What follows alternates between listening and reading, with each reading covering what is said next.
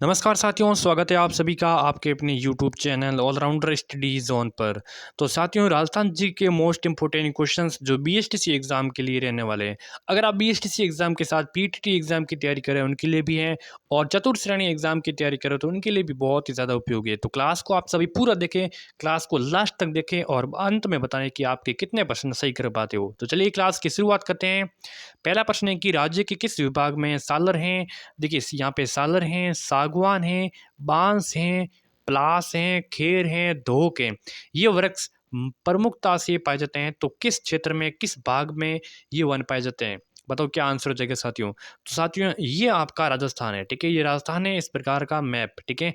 तो राज्य के किस भाग में ये जो वन पाए जाते हैं, तो ये वन पाए जाते हैं, वृक्ष पाए जाते हैं राजस्थान के किस भाग में? तो साथियों एक दक्षिणी पूर्वी इस क्षेत्र में साथियों दक्षिण और पूर्वी क्षेत्र में ये जो वन पाए जाते हैं। कौन कौन से? सालर हैं, सागवान हैं, बांस हैं, पलास हैं, खेर हैं, धोके हैं, ठीक है। तो ऑप्शन आपका यहाँ पे डी हो जाएगा आपका करेक्ट आंसर। डी उत्तर आपका करेक्ट हो जाएगा, ठीक है। अगला सवाल, अगला है कि ओराई बांध परियोजना से मुख्य किन जिलों को सिंचाई लाभ मिलेगा?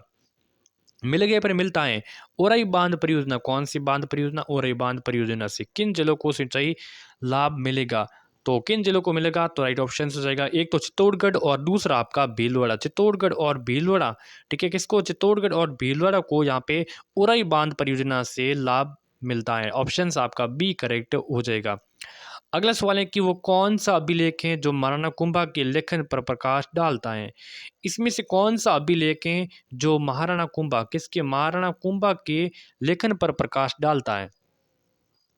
तो आपका कीर्ति स्तंभ है। कौन सा कीर्ति स्तंभ जो प्रशस्ति है 1460 में प्रकाशित हुआ था? ऑप्शन आपका बी करेक्ट हो जाएगा। कौन सा कीर्ति स्तंभ प्रशस्ति में महाराणा कुंभा के लेखन को यहाँ पे प्रकाश डाला जाता है, ठीक है।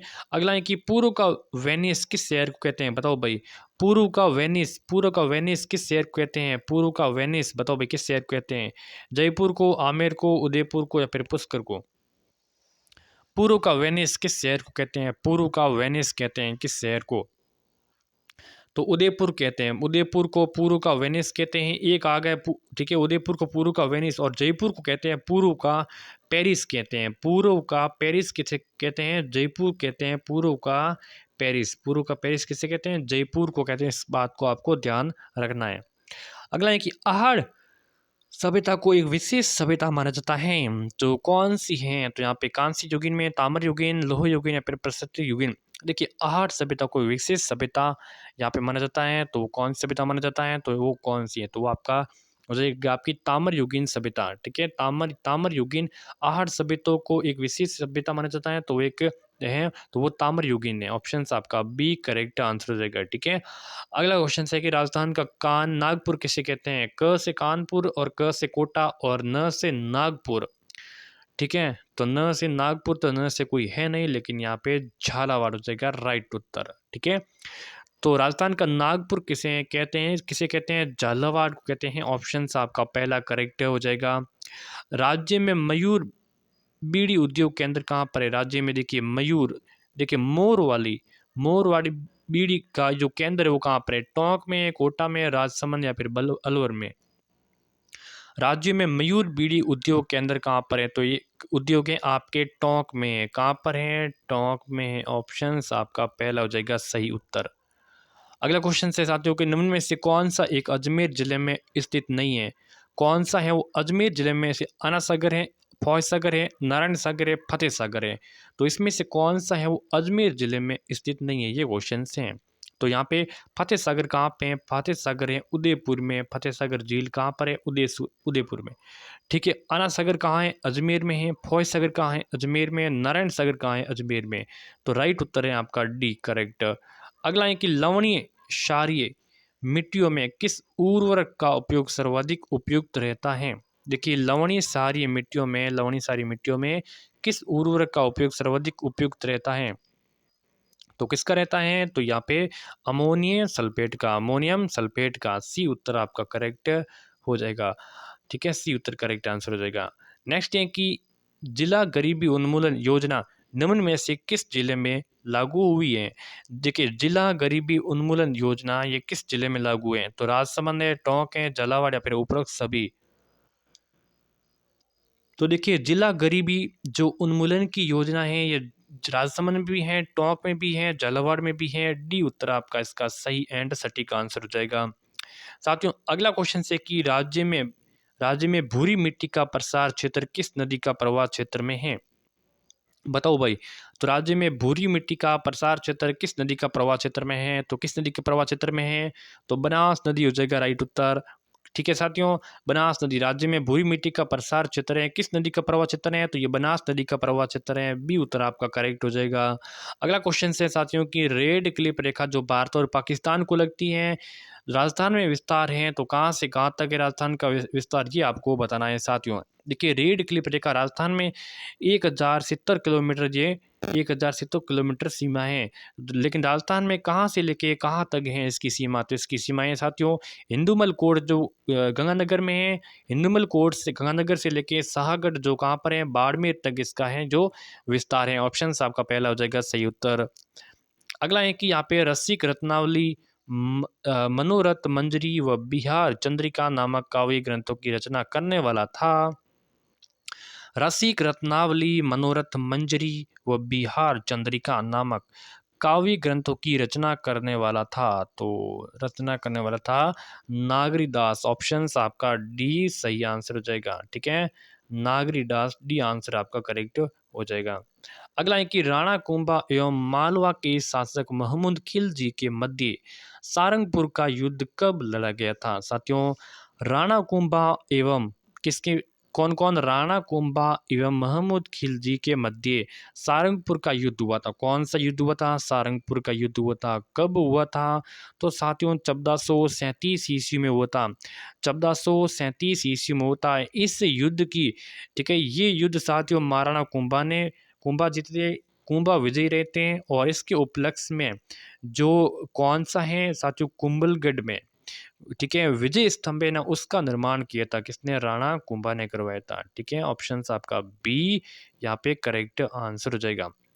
अगला है कि central and western Rajput states of India इस पुस्तक के लेखक, central and western Rajput state of India इस पुस्तक के लेखक कौन हैं? तो इस पुस्तक के लेखक हैं कर्नल जेम्स टॉड। कौन है? कर्नल जेम्स टॉड है। 1829 ईस्वी की बात है, इन्होंने इस बुक को लिखा था। ऑप्शन आपका पहला हो जाएगा सही उत्तर।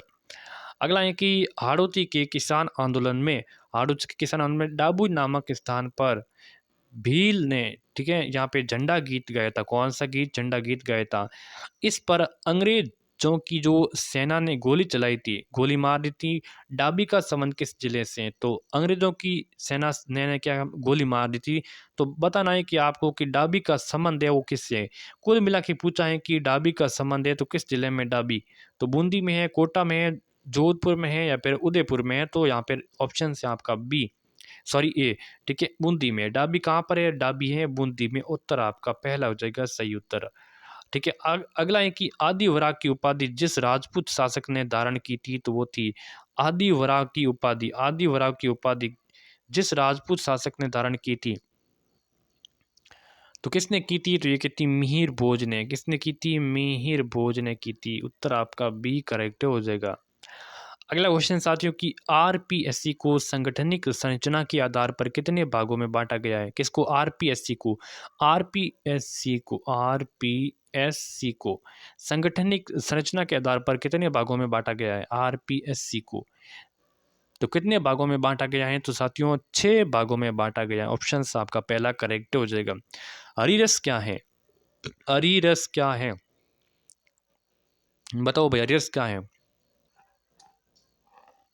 तो ईश्वरदास बाहर रचित एक प्रसिद्ध पंक्ति है, जो भक्ति का ग्रंथ है। पंक्ति की एक पंक्ति है उनकी, जो भक्ति का क्या है? एक ग्रंथ है।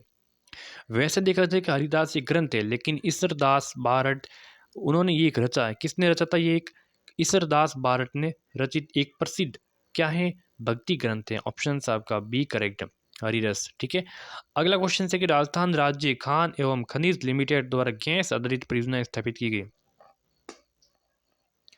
राजस्थान राज्य खान एवं खनिज लिमिटेड द्वारा गैस आधारित परियोजना स्थापित की गई है। तो कौन सी की गई है? तो यहाँ पे जामर कोटरा उदयपुर में स्थापित की गई है। ऑप्शन आपका पहला हो जाएगा सही उत्तर। अगला क्वेश्चन है कि राजस्थान को बोमारू राज्य में शामिल करने के लिए आधार हैं। देखिए, राजस्थान को बोमारू राज्य में शामिल करने के लिए आधार प्रति व्यक्ति आए हैं, प्रति व्यक्ति शाह के परिवार के सदस्यों की संख्या है, फिर उपरोक्त सभी है। तो ये हो जाएगा आपके प्रति व्यक्ति आय। ऑप्शन आपका पहला हो जाएगा सही उत्तर। अगला है कि मूर्ति कला के सिद्ध हस्त सोमपुरा जाति के शिल्पी मूलतः कहाँ से संबंधित है। मूर्ति कला के सिद्ध हस्त सोमपुरा जाति के शिल्पी मूलतः कहाँ से संबंधित हैं। तो उदयपुर से हैं, चित्तौड़गढ़ से हैं, डूंगरपुर से हैं या फिर बांसवाड़ा से संबंधित हैं। तो मूर्ति कला के सिद्ध हस्त सोमपुरा जाति के शिल्पी मूलतः कहाँ से संबंधित हैं। तो ये साथियों बांसवाड़ा से संबंधित हैं, बांसवाड़ा से संबंधित हैं। उत्तर आपका डी करेक्ट हो जाएगा। अगला क्वेश्चन है कि जालोर का कश्मीर किसे कहते हैं। बताओ भाई, जालोर का कश्मीर, जालोर का कश्मीर किसे कहते हैं। सांचौर को कहते हैं, बड़गांव को कहते हैं, जसवंतपुरा को या फिर भीनमाल को कहते हैं। जालोर का कश्मीर किसे कहते हैं। जालोर का कश्मीर कहते हैं साथियों बड़गांव। बड़गांव रानीवाड़ा में है और बड़गांव को कहते हैं, किसको कहते हैं, बड़गांव को। ठीक है, उत्तर आपका यहाँ पे बी हो जाएगा सही उत्तर। सांचौर मत करना, गलत हो जाएगा। अगला है कि निम्न में से किस रियासत के हाईकोर्ट को महेंद्र राज सभा के नाम से जानते हैं। किस रियासत के हाईकोर्ट को महेंद्र राज सभा के नाम से जानते हैं। मारवाड़, मेवाड़, किशनगढ़, भरतपुर। क्या राइट आंसर हो जाएगा साथियों। तो इसका जो राइट आंसर साथियों यहाँ पे मेवाड़। क्या मेवाड़। उत्तर आपका बी करेक्ट हो जाएगा। ठीक है, अगला है कि ब्रिटिश सरकार ने जैसलमेर के साथ नमक संधि कब की थी। ब्रिटिश सरकार ने जैसलमेर के साथ नमक संधि कब की थी। 1830, 1850, 1860, 1879 में की थी। ब्रिटिश सरकार ने जैसलमेर के साथ नमक संधि कब की थी। तो कब की थी, 1860 ईस्वी में की थी। 1860 ईस्वी में की थी। अगला सवाल है कि निम्न में से मारवाड़ प्रशासन की कटु आलोचना किस पुस्तक में है। मारवाड़ प्रशासन की कटु आलोचना किस पुस्तक में है। तो किस पुस्तक में है साथियों। ये पुस्तक एक तो पोपाबाई की पोल में है और दूसरी है मारवाड़ की अवस्था। इन दोनों में की गई है, यानी कि उत्तर आपका यहाँ पे सी हो जाएगा करेक्ट उत्तर। अगला क्वेश्चन है कि भरतपुर की जनता किसे शेर ए भरतपुर कहकर संबोधित करती थी। यानी कि शेर ए भरतपुर किसे कहा जाता है। शेर ए भरतपुर साथियों, तो शेर ए भरतपुर कहते हैं गोकुल जी वर्मा को कहते हैं। किसे, गोकुल जी वर्मा को कहते हैं। उत्तर आपका बी करेक्ट हो जाएगा साथियों। अगला क्वेश्चन है कि अंग्रेजों ने जो साबर झील पर पूर्ण नियंत्रण कब किया था। साथियों अंग्रेजों ने साबर झील पर जो पूर्ण नियंत्रित किया था कब किया था। तो साथियों 1869 से लेके 1870 ईस्वी तक किया था। यानी कि 1869-70 में अंग्रेजों ने सांबर झील पर पूर्ण रूप से नियंत्रण किया था। ऑप्शन आपका सी करेक्ट हो जाएगा। अगला है कि जोधपुर में प्रथम जनगणना कब हुई थी। जोधपुर में प्रथम जनगणना कब हुई थी। तो जोधपुर में प्रथम जनगणना 1881, 1882, 1883, 1884। वैसे साथियों 1871 से जनगणना की शुरुआत हुई थी, लेकिन जोधपुर में जो जनगणना हुई थी ना, तो ये साथियों 1881 में हुई थी। कब हुई थी, 1881 में हुई थी। कहाँ पर, जोधपुर में। ठीक है, ऑप्शन यहाँ पे आपका पहला हो जाएगा सही उत्तर। अगला है कि 1830 में किस राज्य में सती प्रथा पर प्रतिबंध लग गया।